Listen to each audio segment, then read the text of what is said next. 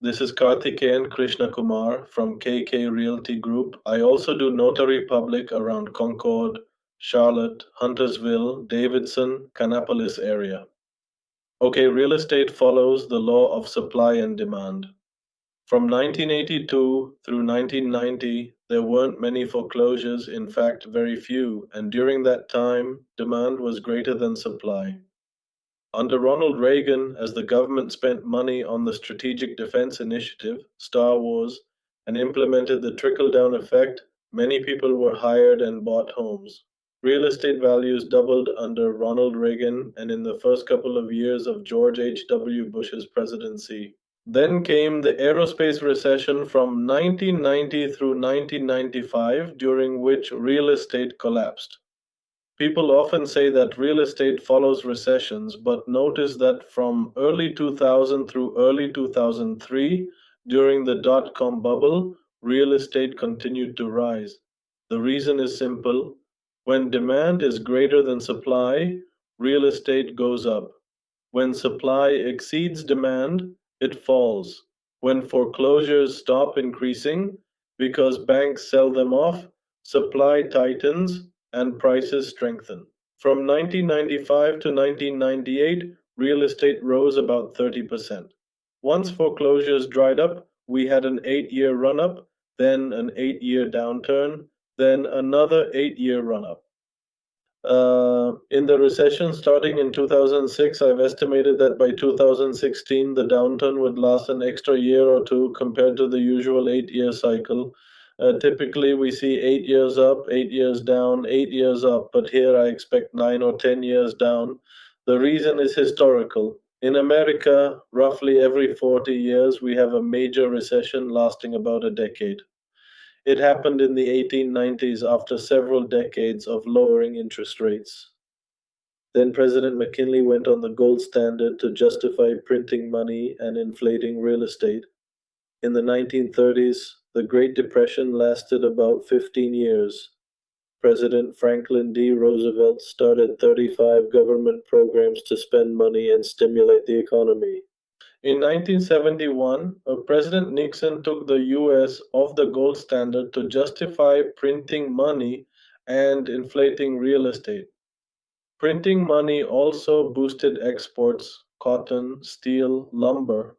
The US was the largest producer of cotton and soybeans in the world, and in the 1970s, also the largest producer of steel, aluminum, and wheat. In the 2010s, after 3 decades of lowering interest rates, 80s, 90s, 2000s, rates are now very low.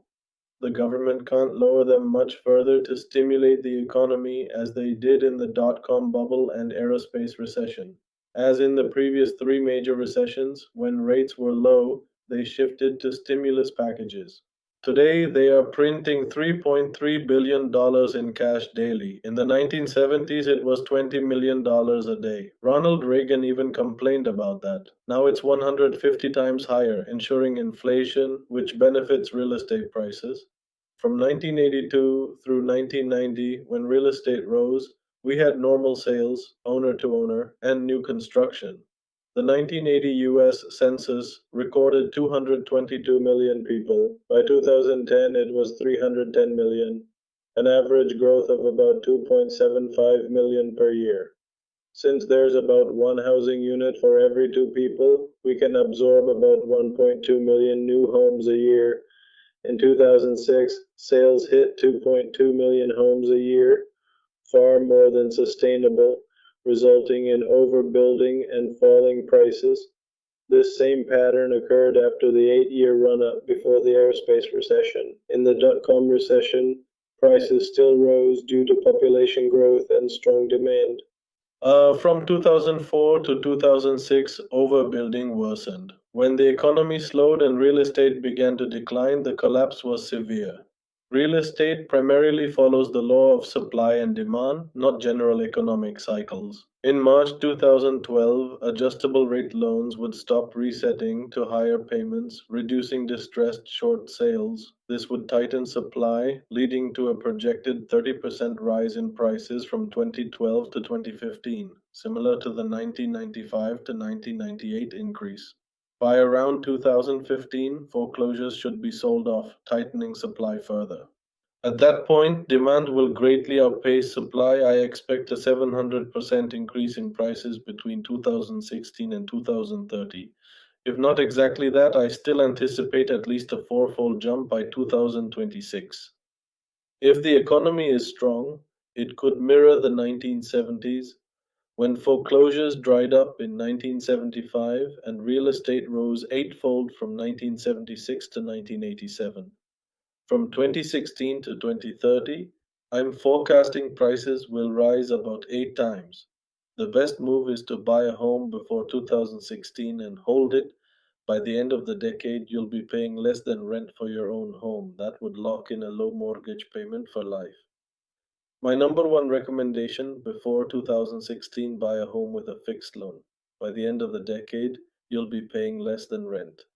This has been Karthikeyan Krishnakumar. Follow my Facebook page in the description. Don't forget to subscribe to this channel. Have a nice day, and I hope you enjoyed the video. Bye bye.